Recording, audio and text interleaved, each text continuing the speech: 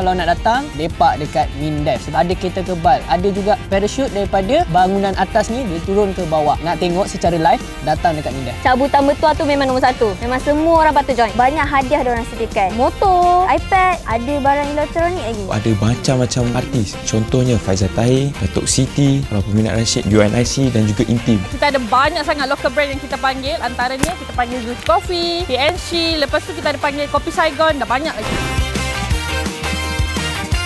Tips saya untuk pengunjung, bawalah payung. Mana dah tahu hujan kan. Cuaca kita pun kadang okey, kadang tak okey. Pergi cari kaunter pendaftaran. Kat situ, dia akan terangkan lebih lanjut lah macam mana proses untuk dapatkan cabutan bertuah. First come, first serve. Make sure datang awal pagi. Kemungkinan nanti dekat sini ada ramai sangat orang. Daripada kawasan parking tu, boleh singgah dulu kita punya Temasya Kopi. Makan-makan, lepak-lepak, chill-chill dulu dan baru jalan lagi jauh. Sebab kemah kita sangat luas.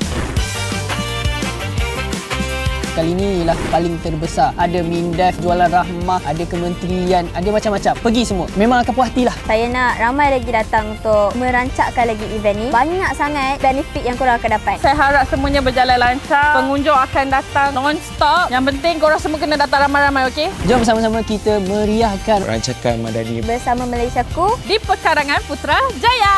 Putrajaya. Jom, let's go guys. Jumpa korang kat sana.